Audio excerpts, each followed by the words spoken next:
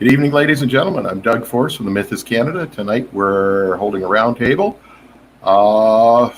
from the city of Ottawa. We're having people boots on the ground out there at the War Memorial who will be joining us here to give us updates as to what they're doing out there. We have Miranda Remillard from the Canadian Revolution. We have Wayne Peters from What's Up Canada. Hey guys. And we're hoping to get Derek Storie from Noble Savages in here this evening, and possibly even, if we're really lucky, a little bit from Cody Haller. Tonight on the panel joining us, I have a co-host, Mr. Critical Thinker, and Tony Mitra from British Columbia will be joining us here this evening. And actually, I would like to bring Tony in just for a couple of minutes before we get started on this.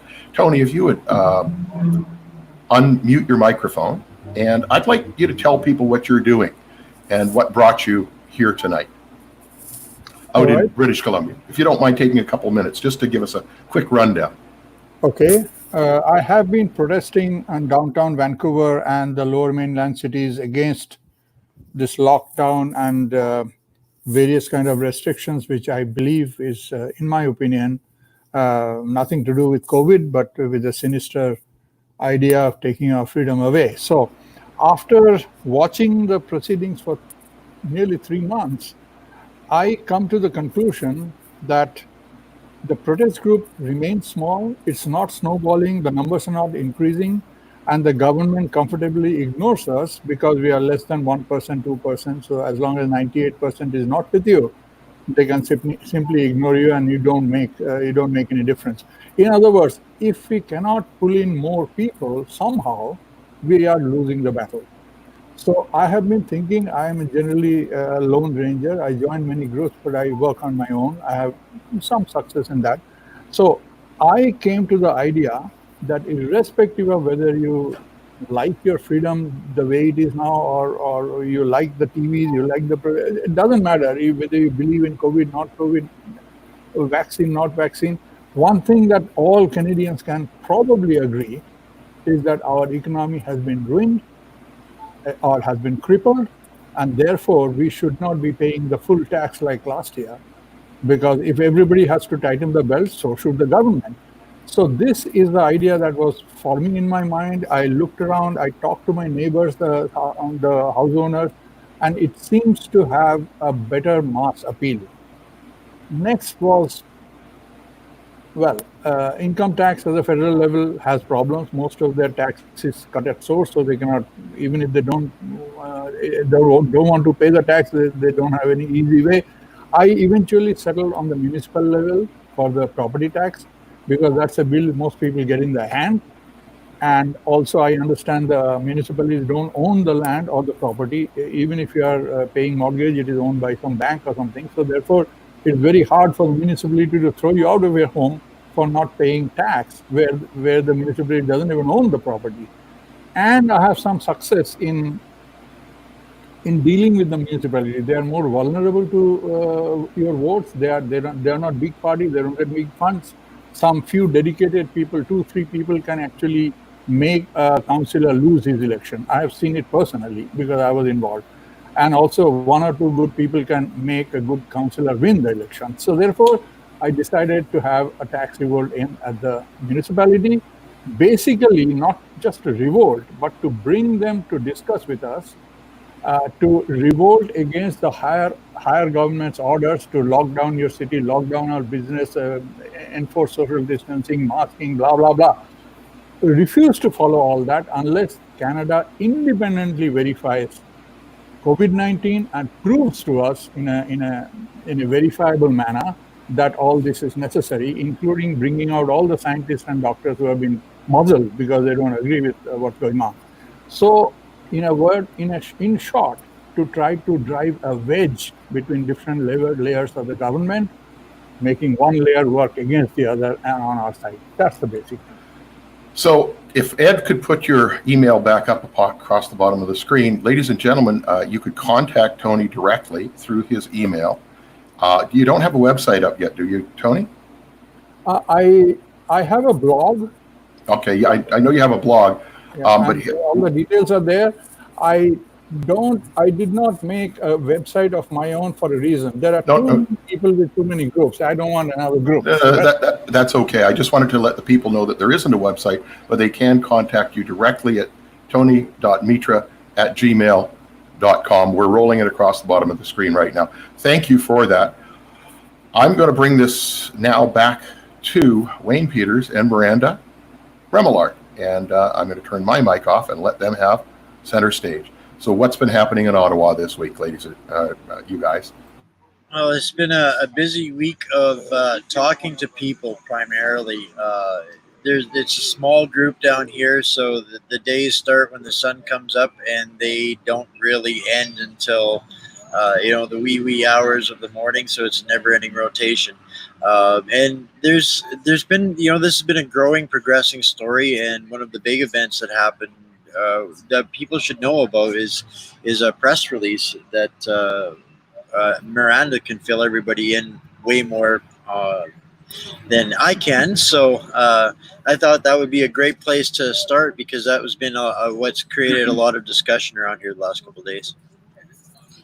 Yeah, so we are trying to control the narrative as best we can for the press. Right now, we've only been contacted by university press and different journalists and university students. But next week, we're going to be starting a theme of media lies and really focusing on the press. So we thought we'd come out with a press release that can help us control the narrative, so that when we say what we have to say, then we direct the questions back to our email, and then we can answer as a group, and then we can kind of control what goes out to the media, because we know they like to twist everything. So this is kind of what we came up with. I'd like to read it so that everybody can kind of give their input and let us know. I know, Doug, you've heard it, but no one else here has. So for those of you who are unaware, thousands of Canadians gathered on Parliament Hill on July 1st to be heard. The Canadian Revolution is here to demand the Prime Minister of Canada, as well as elected and selected officials who are all guilty of crimes and treason against the people of Canada, step down. We are here to take a peaceful stand against the unlawful de facto governance of the people. We are exercising our rights on this sacred land with dedication and honor for all, with respect for those who have fallen in defense of our freedoms before us. The people not only have the right, but also the duty to stand and correct the unlawful de facto government. We are empowering the Canadian people with the truth that will protect us from the injustices and trespasses that are transpiring. The choice is theirs. We stand for freedom, and we will no longer be complacent as our rights and liberties are infringed upon. And then we ask them that they send their questions and concerns to the info@Canadian Revolution email, so that we can address them appropriately. So we've already sent out 2 of these. We did 2 telephone press releases, and we got some questions back, which were kind of baiting us, but we've answered collectively, tried to leave no stones to kind of turn over, but they've managed to still turn some over. They're doing what media does. They're manufacturing whatever narrative they want, trying to spin off of other events, anything they can to reach, to try and connect what we're talking about. So I mean, in this battle between their media narrative and what we're actually doing on the streets is just beginning, because so far the mainstream has utterly, completely ignored us down here and everything that we're doing. And interestingly enough, that's creating more curiosity amongst the community. They're not seeing masses of sirens and lights or disruption or turmoil, and they're getting curious, and they're coming out and asking questions and having great discussions. And it's a never-ending process of that, just telling the truth. Well, and as you know, Rocco Gallardi late last week filed a case against, of all, CBC for not properly. Oh yeah, that's all part of his case. There's a YouTube video up where he reads it, and he's actually filed a lawsuit within the case that he filed against the government, is also against the CBC, for exactly what you were just talking about.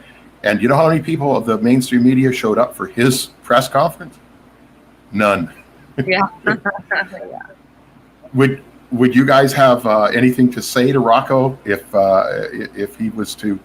I'm told that he's coming out to this big rally on the 19th here in Toronto to speak to the crowd as well. I know that this is going on with this anti-mask stuff. What's going on in Ottawa when it comes to that stuff? I know you guys were out at City Hall today. Take it away with that one. Yeah, so we kind of put some masks all over our body aside from our face and went out to City Hall to try to actually first. I want to start at 9 o'clock. We heard there was a meeting to actually put through a bylaw today in Ottawa. So we showed up at 9 to try to get into the City Hall building. With no luck, they said that we weren't allowed in there. People are allowed in there, but you have to be accessing the services, and that's the only way that you can get in there. So we didn't make it in, but we went back at 11, kind of in conjunction with that to say, hey, you didn't let us in. Now we're going to be noisy. So we grabbed a few more people and put like I said, put masks all over our body except for on our faces, and they had some really unique sayings on them and stuff. And we marched to the mall. Actually, and we went in the mall and we kind of talked to people in there and ended up getting also kicked out of the mall because it's private property and we were protesting, even though we said we weren't protesting. Didn't go over so well, but we talked to a lot of people and we gave out the letter from the MPP. Randy Hillier.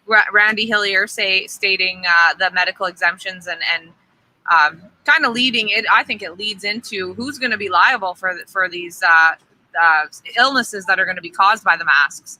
And we actually had a few security guards you could tell feel guilty about handing them out and pressuring people to wear them, but and pressuring us to leave.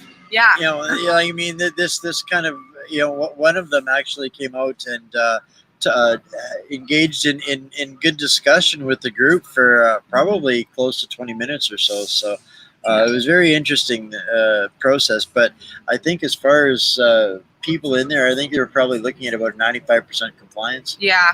Oh, yeah. There's severe compliance in Ottawa for the masks. They're all listening to it. There's not a whole lot of people defying it at all.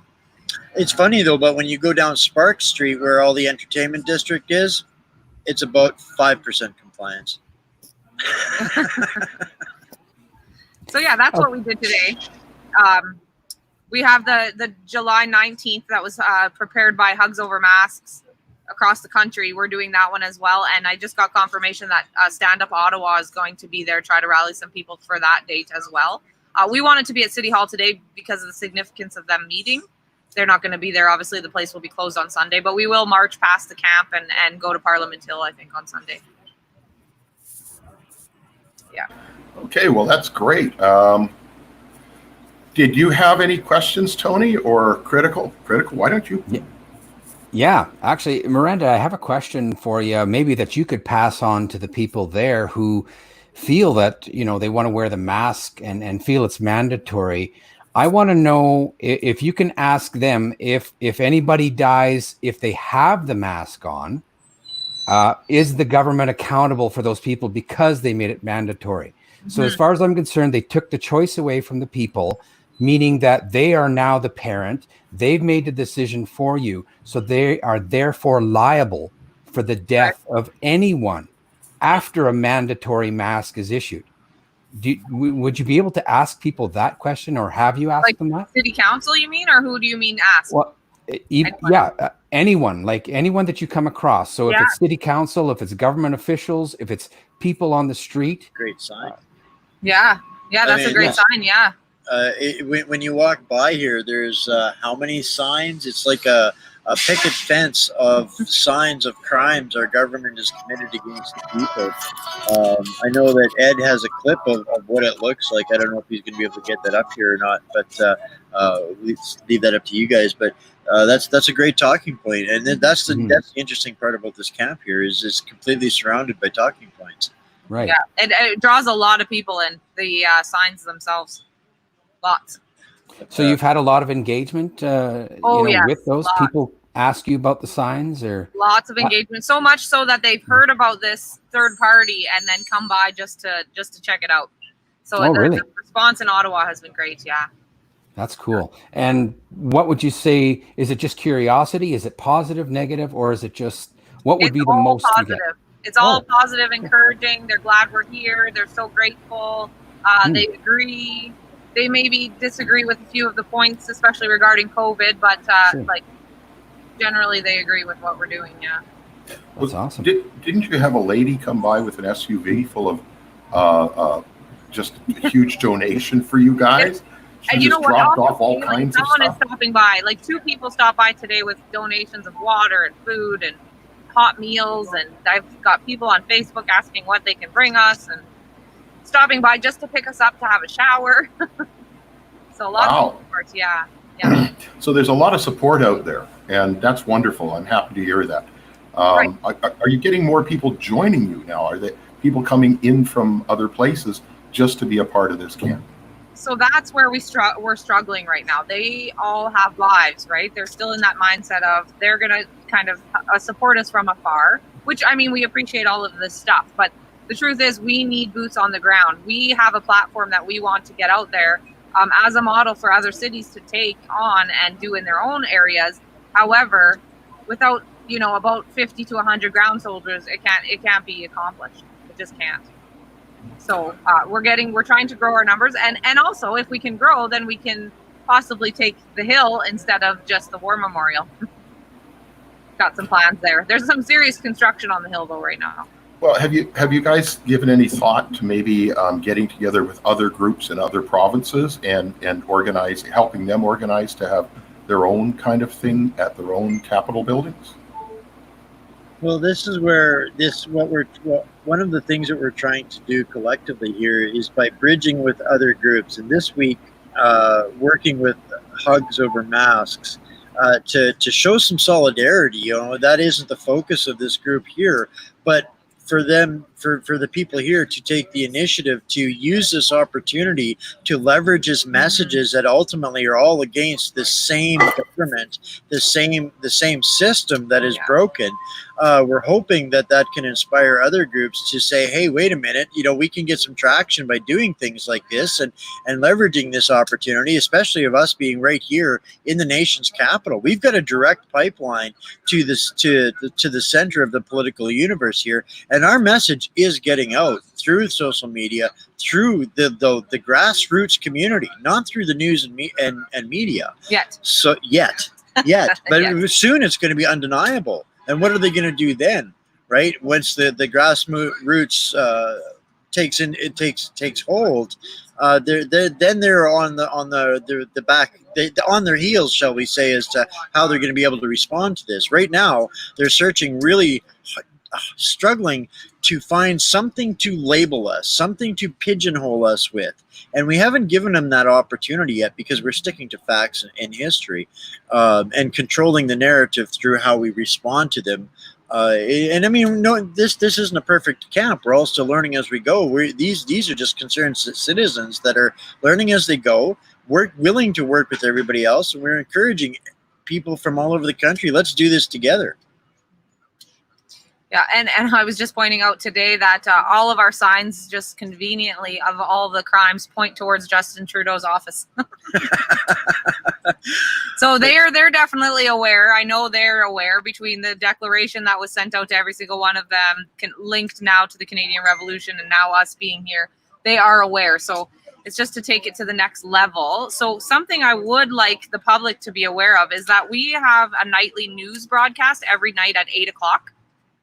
So as Wayne is doing the news broadcast from Ground Zero, we're sharing it out. But if we could get the public to be on board with sharing it out to groups that aren't necessarily patriotic groups, town pages, rant and raves, city pages that are, or even links on the social media. So if you're on CBC, if you could link it, our live news on top of their, comments in their comment section, then we can try to control that side of things as well. Like we can almost hijack their news if we have enough people doing it at the same time. It's always at 8 o'clock, so it's pretty easy to commit to. And we can break the echo chamber that way, right? By cross-pollinating it, and the fact that the arguments that this group is putting forward are legit. These are real meat and potatoes. This is the meat and potatoes that our politicians should be engaging in, and for 90 years have been avoiding. And this is the foundation. So it takes away so many of the arguments of what different other people are doing, and they can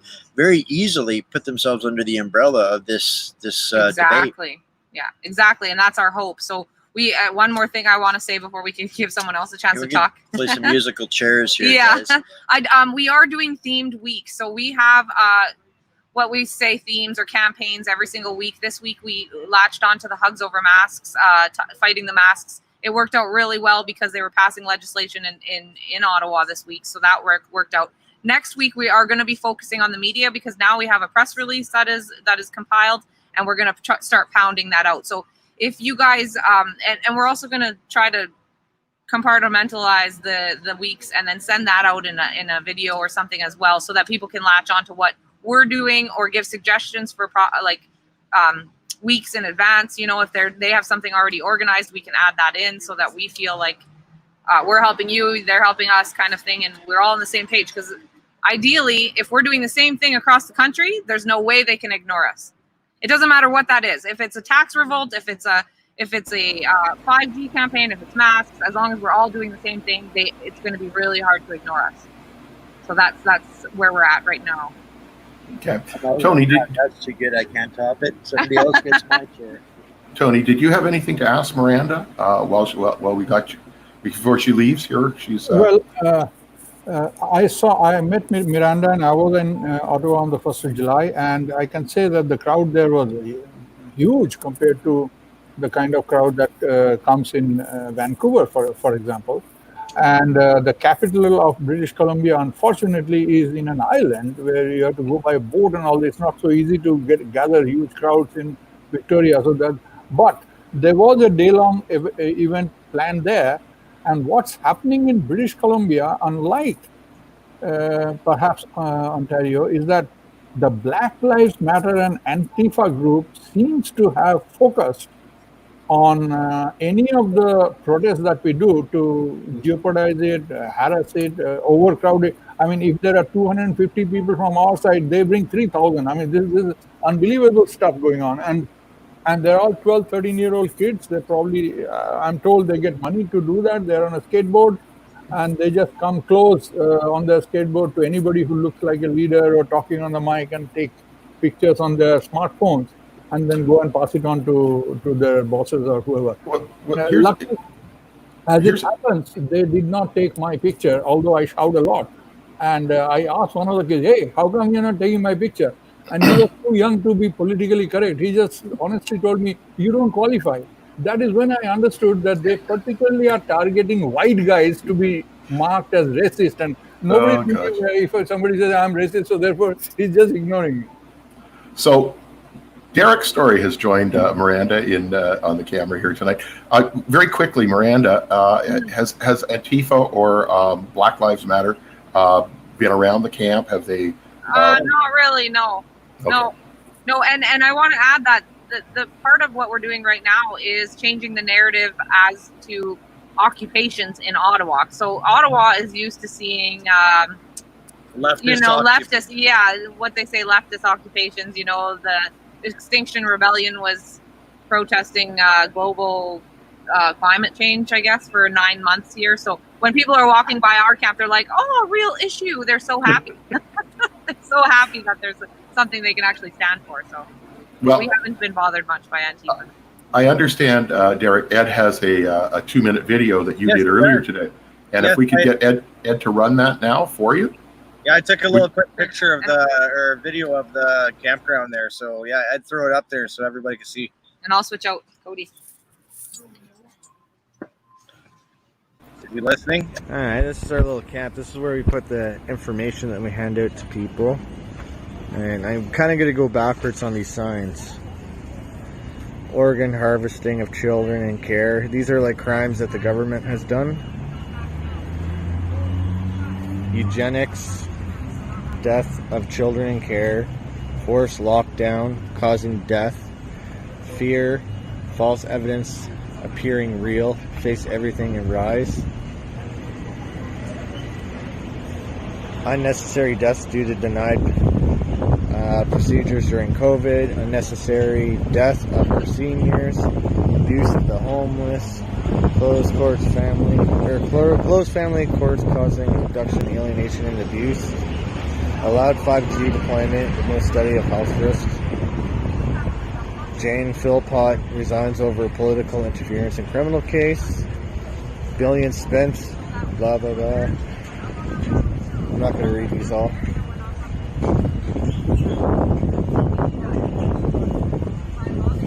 So these are the signs that we're sporting with some, they can see them at nighttime when those lights turn on. So you can see these signs all the time.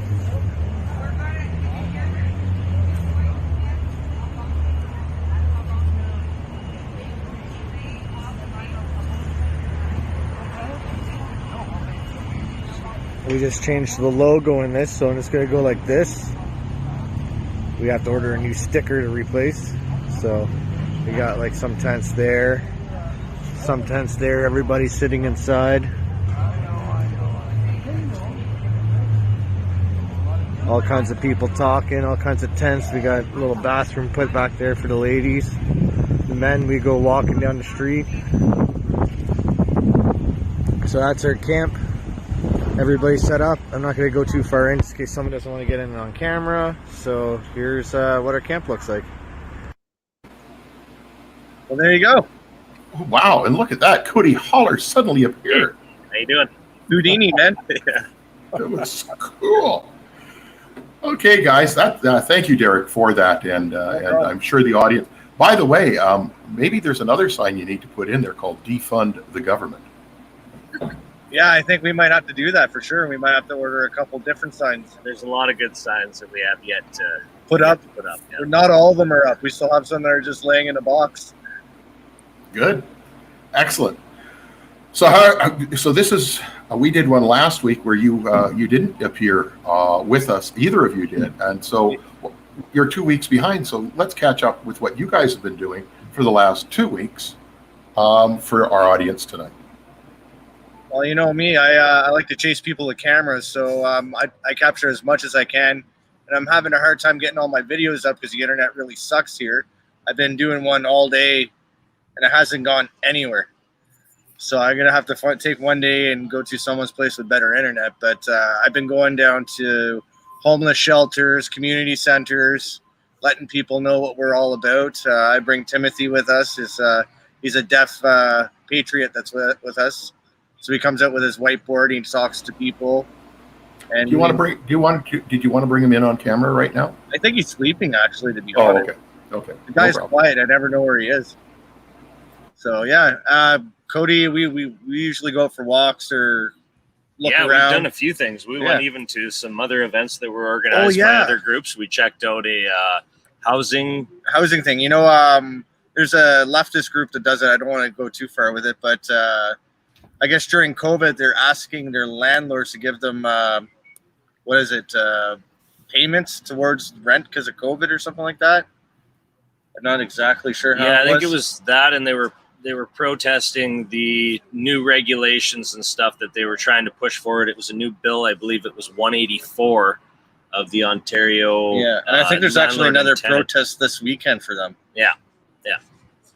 So it was an interesting thing to see. Everybody there was in masks, and they were all scared. Yeah, it was an interesting event. But I heard you ask Miranda if we've had visits from Black Lives Matter and Antifa, which I couldn't really say that we've been visited directly by those groups. We have been approached by individuals who are definitely supporters, people who are media that have covered their events as well as our events and spun them in an inaccurate light. And I took the opportunity to engage with that individual and have a discussion with him. The resulting backlash that we've received is pretty heavy, but we're willing to engage anyone who is ready to sit down and have a rational debate without insults and berating. You might not agree, but at least be able to sit and have a civil discussion, right? We've also been visited by Extinction Rebellion. They came by here one day. Twice. Two different sets. Yeah. You covered that one, and so did Amina as well, right? I believe so, yes. Yeah. So there was a discussion that took place there. I think a couple days ago, 3 days ago, there was a protest happening for Ethiopian democracy and rights. And they did a stop by here. A few of them stopped by the camp on the way by, and they were wondering what we were all about. We sat there and had a conversation with them. We got into the topics of globalism, the United Nations, division through race, religion, and all manner of things. And it was really interesting to see their response. It was pretty amazing. They seemed to be on the same page as us and were aware of these things. We went to cover the event, and they were basically had an outcry for democracy in their country. They were protesting against political prisoners, basically people who have been thrown in jail. And yeah, I've stood with them a couple times last winter before the truck convoy. They did the same kind of thing. Yeah. So yeah, it was interesting. They weren't Black Lives Matter per se. I think it was more focused on the Ethiopian political environment and political prisoners that were there. But there was definitely some connotations that were surrounding the Black Lives Matter message as well. At the same day that we came under attack from the city officials, we were down covering that event and got a call that the city officials were here at the camp, so we came up. I'm not sure, did you guys mention that last week? What the city officials have been doing? A little bit, yeah. Yeah, they've been playing some dirty games with us. So especially with the sprinklers. Yeah. We have the nightly battle of the sprinklers. It's pretty awesome. They were coming on at the same time. The first night the sprinklers came on, we devised a method to redirect it so we weren't getting our tents completely saturated. And it seemed the second night, oh, we froze up. Oh, it's all right. It might come back. There we go. Yeah, so the second night, they ended up ramping up the pressure significantly. You could tell. And they're switching the pattern. Yeah, switching the pattern. It seems like they're stopping by daily now and changing. And filming us, running around, covering the sprinklers on. It's pretty funny, yeah. It's a little game we got going. And moreover than that, when the city officials came, they directly asked us where we were going to the bathroom. And we informed them that we were going to what I like to call the No Confederation Park, just down the street, and using the outhouse facilities that were there. Or the random ones put around the city. Right. And once we gave them that answer, the very next day, they had all of the outhouses removed from No Confederation Park, and anything within about, a 6 or 7 block radius of our encampment here, locked. They're either locked or completely have had them removed. So... And I guess also important to note is the MPs can't say whether or not this is under their jurisdiction. The police can't say whether or not. We're getting run in circles. When we're asking for who has control of the land, who has the lodial title, the police are saying that it is under the military police's control. The military police are saying it is under the officer's control. The town and city are telling us that it's under the military and the police, and we're like, well, they told us the opposite. Yeah. We're just getting this big runaround. So Perfect. It's pretty interesting, right? Nobody can answer the questions. So it's your land anyway, so that's all that matters. That's all they really have to know. We the people have a lodial title. We're going to go to the records, the archives, and we're going to see what we can pull up for this land specifically. And that's if they let us in. If they're open, yeah, and if they let us in. That would probably be the one place I may make a compromise and be willing to wear a mask in. Well, you probably wouldn't come out for a few weeks. You get in there and you start doing that research. It's pretty amazing place. The archives there in Ottawa. You start going into the history, and boy, oh boy, I met a woman here who spent 8 years doing research in the archives in Ottawa. That's she was paid to do that, so she spent 8 years of her life in there, and literally every day, Monday to Friday. You make it almost sound like prison. No, she loved it. She was sad when her contract ended and she had to go because she said I had at least another 2 years of reading to do. So, but yeah, the information in there would be just so overwhelming, I think. But it'd be nice to see a lot of it firsthand, right? You know, irrefutably sitting right there in our face from the archives, being able to cover that would be amazing. There's a lot of handwritten letters from the 1800s because mail was picked up in the morning and delivered, and mail delivery was in the morning and the afternoon. So people, instead of having an internet or a telephone, they would have these little tiny postages with these special stamps they put on them, and they were able to communicate back and forth. And Marianne was saying that she was reading stuff handwritten by John A. Macdonald, Charles Tupper, et cetera, all these big historical names, and she was actually holding the paper with their writing and their signatures on it. So it's kind of cool. Yeah. But that's where you guys are, and as most people know by now, anyways, that the land under the Parliament buildings is rented to the federal government for $2.7 million. I'm Algonquin. But the Algonquin Indians are fighting with the province. The Algonquins have I think the Algonquins have a good claim there, but they're fighting with the province. But because the province collects $2.7 million a year in rent, and it should actually go to the Algonquins, but that's for a court of common law to discuss and figure out. Critickill, go ahead, say something to these wonderful gentlemen. All right, yeah. How's it going, guys? Not bad. Good. Yeah, good, man. No, I'm really happy to see you guys doing this, and yeah, I think it'd be really cool to get into those archives if you could do that. But I just kind of want to know what so far, what's been the best part of this experience for you? I mean, what are you guys learning from it? Like, do you feel that you got the response you wanted, or were you going into this with more like a, I don't know what we're getting into here, but I'm ready for it kind of a thing? Well, you know what? The best part I find is the people that approach you and they smile and they know what we're doing. Or they come up and they help us out. They come sit with us and have conversations. I like those the best because they're curious and they want to know more, that they want to compare what they know with what we know. A lot of them are pretty awake, and it's amazing. Right. And they're trying to engage their friends and family to come check this out. Yeah. Well, that's pretty cool. I'd have to agree. It's pretty amazing to see how many people are so ecstatic that they're actually seeing something that they feel is of value and is conveying a message that they can relate to. I think it was the first 6 days here, we did not have one negative response. I mean, we had, it was the 6th or 7th day we got our first, cat call in a negative fashion. It was pretty cool.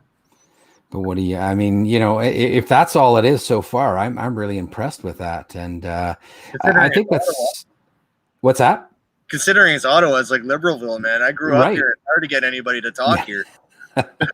So, I mean, I've been kind of, and this is what I've been hoping to hear, because I've been kind of, the impression that I'm getting, even here in Alberta, is that people just, for one, they don't want to get out there and be the first one to do something like this. So they're kind of just sitting back on their hands and we'll wait and see what happens. Yep. And the other thing that I'm hoping that happens is, as other people see the momentum picking up and other people are engaged in doing what you're doing, I'm hoping the momentum switches gears quickly. Do you get that feeling? Like, do you get that every other person is interested in this, but they've just been a little reluctant? Yeah, I can see that. I can see a lot more. Well, being on the ground here, I see a lot more people coming by every day, at least, to come sit with us and talk to us that are locals. Yeah. I just wish we had more campers here. Yeah, more bodies. We have so many action plans and so many things we would like to accomplish, but unfortunately we have limited resources. If we had, it's bodies is what we need. We have so many ideas and so many great action plans, but to see it through, we need to have people here at the camp acting as security. We need to have people out doing events. And for all of these action plans, it comes down to bodies. Yeah. My thoughts are this: if there's this many people on CERB right now, or whatever the case is, then go down there, spend that money. You're being funded to do this, just like everybody else. So help these guys out. Right now, so many people aren't working. Like, sitting on serve. Why aren't they here? We've even been telling people locally to stop by and support our message. We're like, come here, pitch a tent, spend a night or two. You don't have to spend every night. You can go back home. It's local. Just come out, give a hand, offer your support, and help us along, right? Well, you could offer free beer. We don't even drink beer here. It's not a rule, but it is our custom, and we ask that everybody respect that. We're trying to keep respect with the MPs and the community, the police officers. Well, community is key, because they don't want us to see, say if we start drinking and maybe like hate to say it, the homeless people might wander in and come sit down with us and it looked like a big party. And in the end, the city can turn around and state this as a tent city and remove us. Yeah. So that's why I was actually kidding, guys. But it's good to know your stance on that, right? That you're trying to keep it a respectable message, and you're trying to keep it on the level so that they don't have a reason to disrespect what you're doing or remove you for something silly. So I think that's really important, that people understand that you're not taking this lightly. This isn't just a party. You're actually trying to accomplish momentum with a message behind it. And I think people need to understand that this is not just, this isn't for fun. And I think it's time people need to stand behind you and with you to get this done. I mean, that's how all these other people get, the left or whatever you want to call them, all these other, they just get momentum in people, and it seems like a big deal, right? So I guess what also have the media support. It seems like. Yeah. Well, I have one more thing I have to say. Like almost okay, every day I go out for a walk, I bump into fake news like CBC, CTV, Global, and they're filming. So I sit down on the bench and just sit there and glare at them. So if you guys are watching the fake news, we're Savage. If you find that clip, send it to me. Definitely. Nice. There's people that are sitting at home that can't come out and show their active support, and we understand that, but there's so many different ways that they can support, and that is putting the pressure on these news networks and saying, why are you covering this? Why did you inaccurately cover the event on July 1st? Why is this being completely ignored? We had Global News set up 2 cameras directly across the street from us. They were conducting interviews and panning across the edges of the park, all around everywhere, but directly at our camp. Yeah, they literally completely avoided it altogether. Pretty amazing. So you guys need to go in there and do a, get in there and get into their shot. Maybe, I don't know. What do you do when you see them filming? Do a bunch of live feeds in front of their thing. Just stand there for do an hour live feed, and if you're like wondering what the heck we're doing, and come out and be like, "What are you guys doing? Come on, you want to do an interview?" Just kind of scoop them right off the street. Get them on the spot. I think that might be a funnier way of doing it, Well, that would be a way to actually prove that they're avoiding you as well, right? Yeah. So if you're doing a live feed while they're ignoring the camp, and then you could, maybe when they're doing interviews, you could also do a live feed and catch what they're saying about it live. Yeah. Right? I was actually thinking about doing that. Sort of snoop on them. Oh, definitely. That's part of our strategy, is that anytime any interviews take place, that we have somebody also filming it, so things can't be construed and spun. And absolutely, we could have actually asked them right on the street, why aren't they covering us? We should have, and that was something that was discussed afterwards, right? That, definitely in the morning. I'll get their answers. Yeah, get their answers on camera for that, for sure. Yeah, I think you have to. This is a very strange time, and you have to have all these things accounted for. And when people start asking the questions, well, where's your proof? You're going to have something to be able to back up your story. Absolutely. And that's going to be, people will just get crazy, right? Wow, they were telling the truth, right? So, go ahead, Tony. Tony has. By the way, guys, this is Tony Mitra. He's joining us for the first time. He's from British Columbia. Tony, he came to the camp. Oh, he did. Okay, so you've met them all. Oh yeah, hey Tony. Yeah, that's how I got invited, because of Miranda. Anyway, I have 3 questions to all of us, all of Canada actually, and not to anybody particular here. Is the resistance movement growing significantly? And if not, what should we do? Number 2, is there any serious assessment by anyone in Canada, any government, anywhere, of just how much of Canadian economy has been permanently devastated? As far as I can find out, nobody has done it, and I have a written confirmation by some MPs that tell me that nobody has done it. No government in provinces, and no. So this is the second. Third is there any indication that Canada is ever going to become a viable, self-governed nation? At the moment, it's taking orders from non-elected third-party entities that are not even Canadian. And so these are the 3 questions. What should we do? I know it's heady questions, but that's what bothers me. I'm going to take on the last question, and because I can. The solution is at the Memphis, Canada, and yes, there is a way that we can get away from all of this, and that's what I've been and my team that works with me, Brenda, Kat, John, et cetera, have been teaching now. Critickill has played a big part in that. Derek, Cody, Miranda, Wayne, all of them have been trying to get the message out there. We do have a solution. We do have the right to seat a de jure government. That's what this whole thing with de facto, the big sign de facto that you saw there in the videos and so forth. They're promoting this word so that people can understand what it means and what it's all about. But there is a solution, and over time, that will gain penetration into society. And I'm sure before we all pass out of this existence, we're going to see a change in the not too distant future. Well, but that's the pressure on, eh? It's all I'm so happy to see you guys, what you're doing. This is so important. People at home watching, if there's anything through donations, even getting in your car, going out on the Saturdays and doing the protests in your own hometowns, in your own capitals. We gotta have a bigger and bigger and bigger voice. We have to grow the voice, and that's all we can do. Who are you waving in? I said, come camping. I'm pointing. Oh, I see. Set up a tent and come. Yeah. Well, I can put in my 2 bits.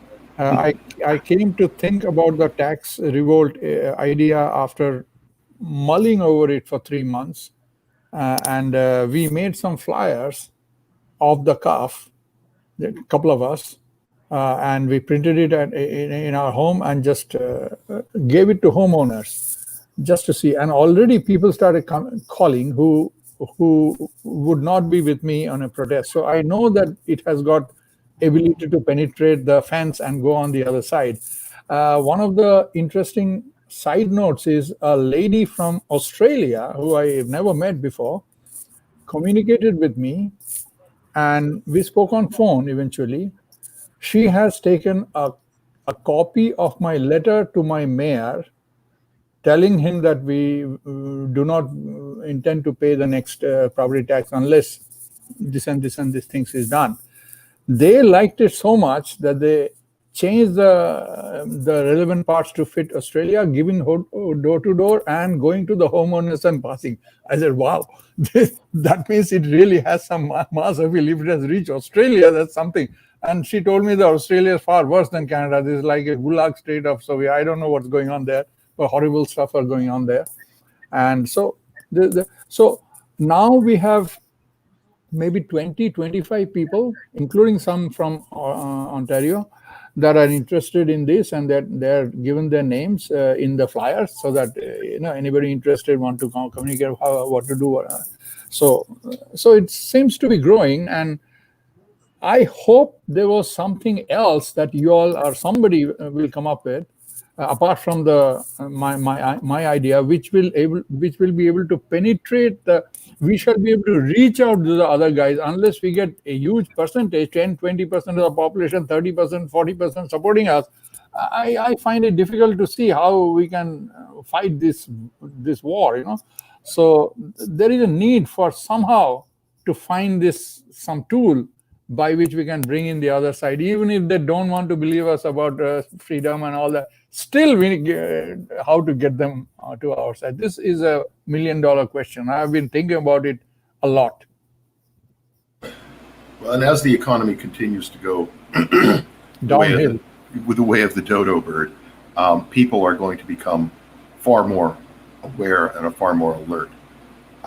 Today, they're still able to put food on the table and a roof over their head, but that's right. quickly coming to an end, regrettably.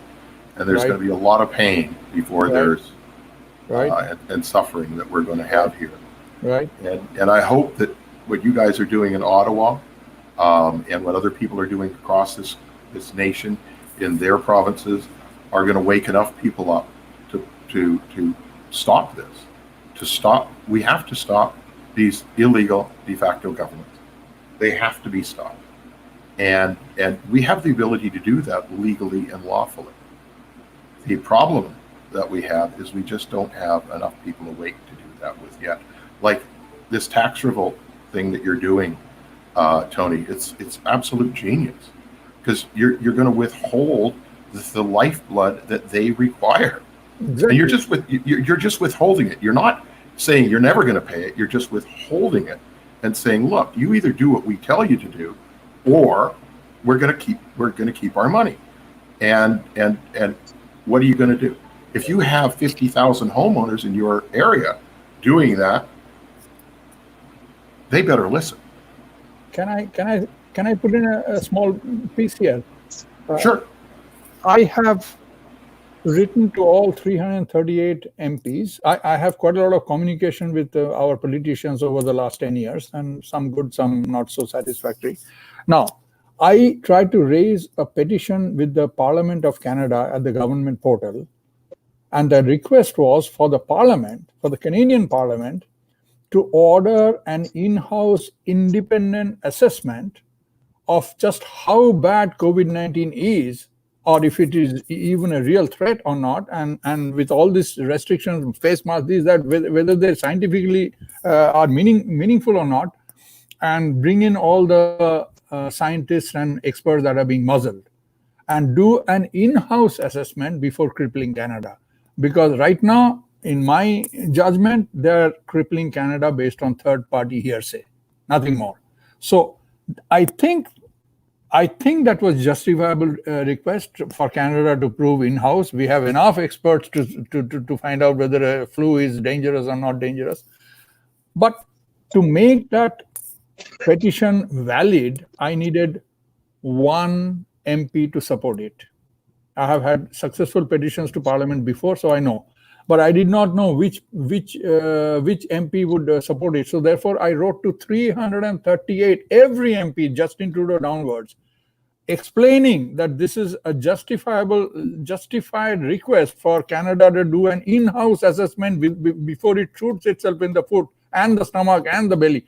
So surprisingly, up to now, 2 months counting, not one MP has supported, not Liberals, not Conservatives, not NDP, not Independent, which makes me almost certain that the Canadian elected parliamentarians have turned rogue, and they would rather listen to third-party hearsay to cripple Canada than do any investigation in-house, because then they have to show the evidence. If it is public verifiable, they have to show the evidence how they came to this conclusion. So here's the thing. The elected officials don't actually run the government. They're there to keep Kabuki Theatre alive. You need to write to the Privy Council members. And the Privy Council members number about 300. They're the ones that actually run Canada. And Wikipedia has been very nice. They have a wonderful list.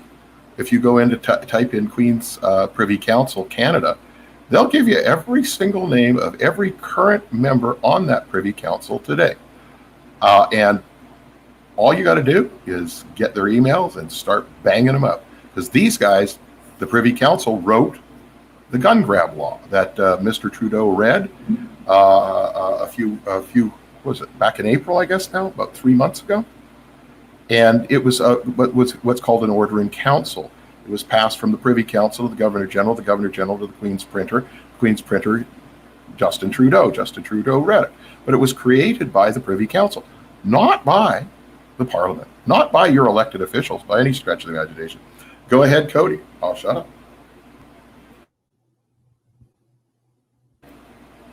Go ahead, Cody. Yeah, actually, I was informed today that is actually because we are under the Emergency Measures Act, and that is how that order in council was passed through.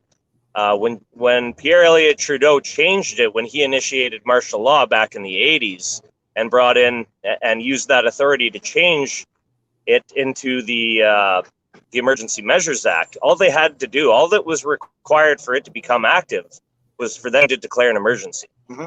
And so as soon as the emergency was declared, this pandemic emergency, that actually enacted the Emergency Measures Act, even though they're claiming and stating openly that it hasn't been enacted. Simply by stating that we are in a state of emergency has made it active and given them extraordinary powers, to the best of my knowledge. That's what I heard too. So, and Privy Council has always had and always will have the ability to do an order in council. They don't need the Emergency Powers Act to do that. But they're reliant upon the 1867 photocopy of the British North American Act that's in the archive under, I believe it's Section 12. So I right off the top of my head, but it says there that they can that the Governor General can work with the Privy Council or alone. And basically, what that means is that the Governor General, working with the Privy Council, can create an order in council, or he can do it on his own, or she can do it on their own. And so today they work with the Privy Council, and that's how these orders and councils are created. And yes, you're absolutely correct. As soon as they called COVID an emergency, it flipped the switch. They didn't have to go to Parliament to do it. You're right, Cody. It just automatically took hold. And this is the kind of power that these people seem to deem they have over us. And I use the word deem because they still require our consent.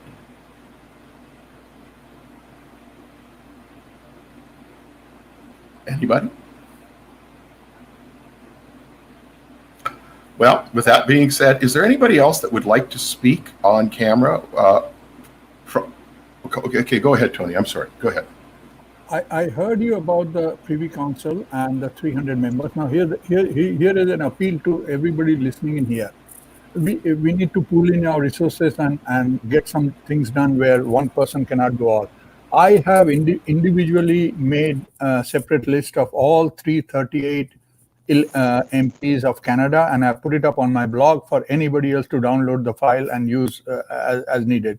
I've also done for all 88 local elected politicians of British Columbia, also put it up.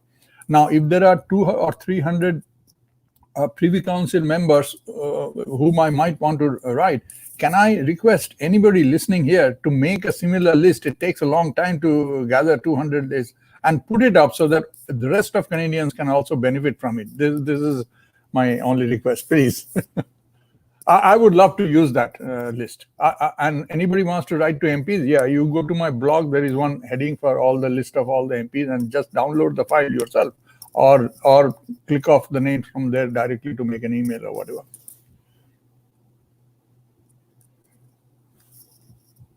I'm done. No, can you type the address of your blog into the chat for people to have a look at? You have the ability to do it in live comments as well on the StreamYards. So this way people will know where to go. I noticed that both Cody and Derek had their hands up, so I'm going to shut up and let them talk. I gave my blog. I can't type on I think they're frozen out. Critickill, you've been off. I cannot add comments on live comments directly. Somehow I don't have the box, so I put up my blog site on the private chat, and you can maybe transfer it there. Well, there you go, guys. You're back. So once you go there are hundreds of blogs. So you can scroll down, or there's a search field, and if you type, members of parliament, MP or something, then the relevant blogs will come down, and just click on that. I can even find out while you're talking the exact ones for the MPs.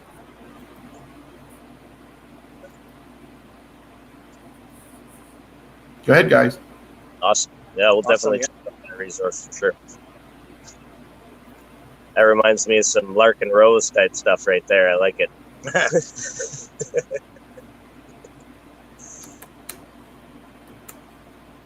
Are we coming in? Yeah, I can hear you. You guys. Oh, okay. Oh, okay, yeah, we're not sure what's going on. We keep crashing and getting booted. Devices crashing out. So. Well, yeah. So, guys, I guess basically what I'd like to know while you're still kind of hanging around there, what are you going to try and step up now? Like, I mean, I guess I'd love to see a lot more people come out and support you guys, and I'd love to see that, the momentum swing. And I want to see a lot of people,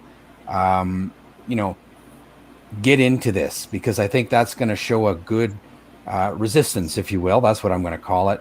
When you get the amount of people, and I say when because I believe it's going to happen, what do you, without divulging too much, what kinds of things do you have planned, I guess, If you can speak generally to that, or maybe if you give people a taste of what's to come, they'll be more interested. Over the hill. Yeah. You're kind of breaking up a little bit. We have plans to do. We have weekly events already scheduled, weekly campaigns, I guess, where we're going to be doing different events.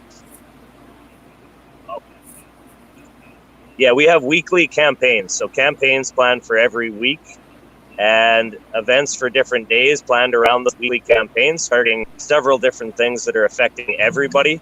Okay. More than that, we are obviously engaging the public during the day, all day, every day. If we can have a higher group of numbers, obviously we can do more direct campaigns, more people directly addressing the public. We can have other people handing out advertising materials in different areas, things like that. It's well, campaigning, yeah. Campaigning, yeah. Doing like what taping posters to those community boards. Getting into apartment buildings or putting them into cars, leaflets in the cars. Same thing as a mayor campaign. Spread that information around. I think once we get some more people, we'll have the ability to do that. We also have some really good ideas for when we have the numbers, ways that we can utilize the higher numbers to engage in some direct, amazing protest-like things that require higher numbers to be able to accomplish. Like you said, you don't want us to divulge too much, but we have some really creative ideas that we would like to engage in, but unfortunately it requires higher numbers to be able to even attempt it. So. Okay. And I guess what else would you say, like, do you have some sort of, I guess, infrastructure in place where say somebody in BC wants to do this, or somebody in Saskatchewan wants to go to their legislature and kind of mirror what you're doing, but because they can't go ahead. Can they connect with you? Do you have, like, because we wanted the same message. So how do you have someone sort of organizing the message, organizing the signs, the literature, that sort of thing? Yeah. Okay. And who could they contact for that? We're having meetings every morning, and we do our action.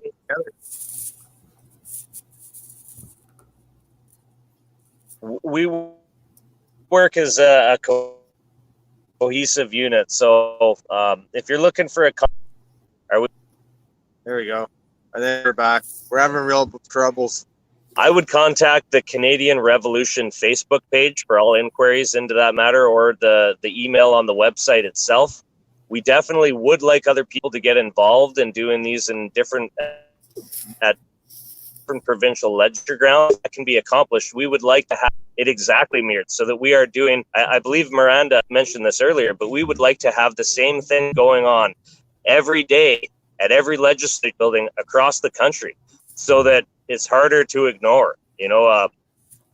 That's definitely something we would be willing to coordinate and share all of the information, ideas, and even bring in collaborative insight from all of the other regions. Get minds on it, the better. The more ideas, the better. Right. And then you guys said Let's make this landmass smaller. Yeah. And then you said that you also had, like, do you do Zooms, or how do you guys sort of do your meetings? If someone wanted to join you from a different province or something, how would they connect with you guys? Just through that website? Yeah, they just contact us, and if we get enough people, we could probably get a Zoom meeting going. We probably pick a better place to do it that has better internet, but I'm sure we can make that. Yeah, our morning meetings have just been with the group that is here directly involved in what we're doing on the grounds here and in Ottawa specifically. But if we did actually establish other groups doing the same things in other regions, we would have to obviously connect the groups and do Zoom meetings just like that to help coordinate our efforts, right? And have the mirrored campaigns. Okay, guys, we're coming up on an hour here now, and I'd like to kind of wrap this up for the crowd. Did you guys in Ottawa, Cody, Derek, maybe Miranda or Wayne would like a few last words while we wrap this up for this evening? Well, I think we can all agree I think we can all agree, say whoever's local, get your butt out here. Whoever find us on at Website Canada, you can find me at Noble Savages on YouTube and Facebook. You can find Cody on Facebook, Miranda on Facebook, and she's at the Canadian Revolution. That was the most fun. It's okay. Your internet, I don't know, is becoming very intermittent right now, and it's getting. We're only catching, like it's an old silent movie almost. Anyways, we'll leave it at that. Thank you very much, guys, and please keep up the good work. It's loving what you're doing on your live streams daily. It was great to have you, Tony. Any last words? Critickill, likewise. Go ahead, Critickill. No, that's great. I just, again, I want to thank you guys for doing that, and thank you guys for everybody showing up. And I'd really like to see more support there for you guys. So hopefully, I mean, we got all these people. I said the same thing when, the pipeline rally was happening. We didn't have anybody supporting that pipeline rally. Everybody wants unity. Everybody wants this, but nobody uses, this thing except to bitch and complain. So now's your time. Get involved. Do it. Or sit at home and watch it all go down the toilet. So up to you, right? That's what I'm hoping to see. Go ahead, Tony. Well, my last word is... That's right. There's so many people out there that share the same sentiments. Go ahead, Tony. Yeah. All right, guys. My observation on the ground... We'll let Wayne and Miranda say their goodbyes. My observation is that most people still do not believe government can hurt them. Most of them believe the TV, whether we like it or not. That seems to be the fact, and they do believe COVID-19 is so dangerous that everybody must live under their bed from now on. And so instead of calling them sheeple and all, it doesn't. It makes them harden up and go away, and it doesn't solve. How to bring them over is $1 million. I have spent sleepless nights thinking about it. It's a very, very hard task, but it is probably going to happen. We know the food crisis is going to hit us. I grow almost 60% of our food in my own backyard, but most people don't even have a land to do so. I know when food becomes scarce, the cities will instantly explode, because the cities are the one where most concentrated number of people stay with no chance of growing their food. And once the food crisis starts, or if the money system collapses, then nobody has interest to sell food to the cities, because they don't believe in your money anymore, and besides they want to say. So it is going to, maybe we are going to face a catastrophe. I don't know whether that is going to come or not, but I'm told, you can confirm whether it is true or not, that farms in Canada are already being told to euthanize their animals because they can't maintain them, they cannot sell them, and it's costly. Is that true? If that is true, this is going to come very soon. So I see we have Miranda and Wayne who's joined us back. Like I say, we're just going to wrap this up tonight. Any final words, guys? Thank you very much, Tony, for that.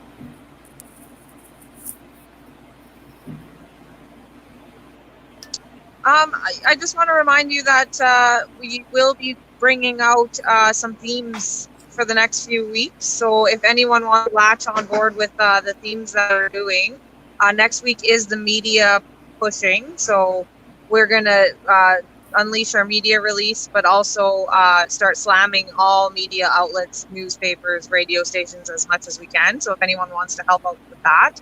And then if anyone watching and kind of has a bit of a following wants to join in on these weekly meetings, we can continue scheduling these as well. These roundtables are great. Oh, I definitely would like to keep this going. Absolutely. If we could get this to a regular time and scheduled kind of thing, like on this Wednesday night, but it's a way for us to reach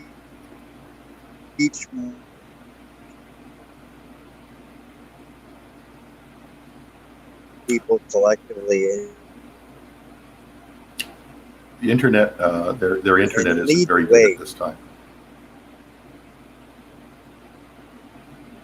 Right.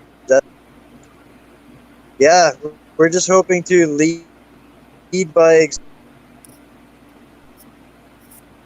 hopefully whoever's duplicating this has better Wi-Fi than we do.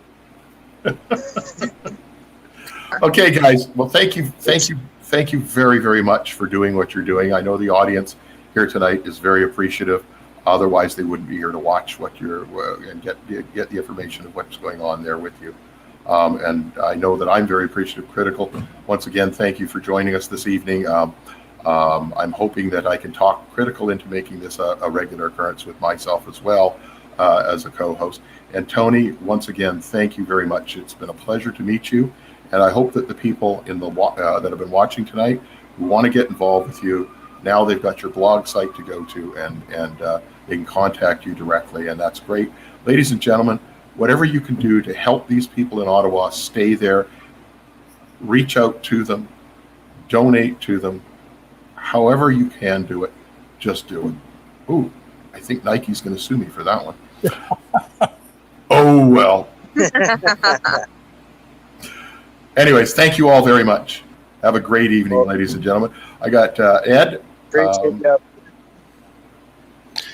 Hey, guys. Thanks for joining us. Doug, if you want to do the finals, I'm going to play us out on another video of the same video that Derek Storie shot today for those that joined late, so they can see what's going on at the campground or the ground zero. Take it away, Doug. And once again, I just wrapped it all up. Thank you, Ed. Go ahead. Flip the video on. Rock and roll, brother.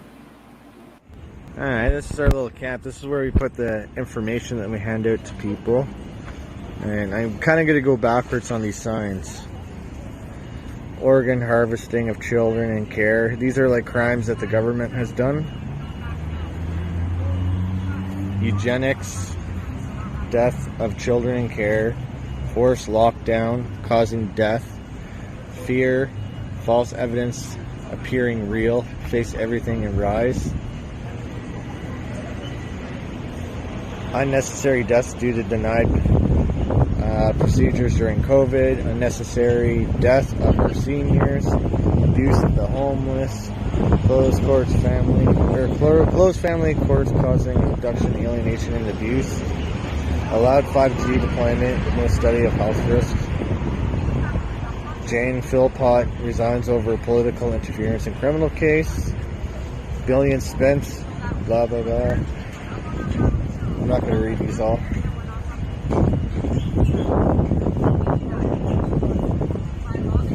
So these are the signs that we're sporting with some, they can see them at nighttime when those lights turn on. So you can see these signs all the time.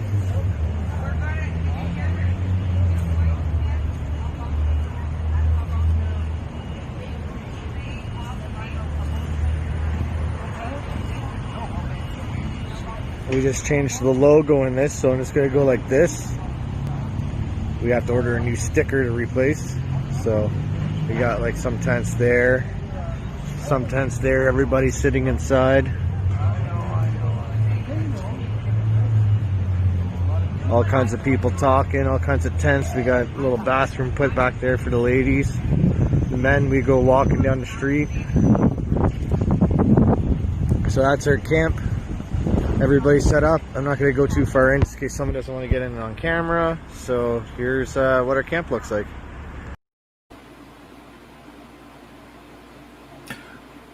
Okay. So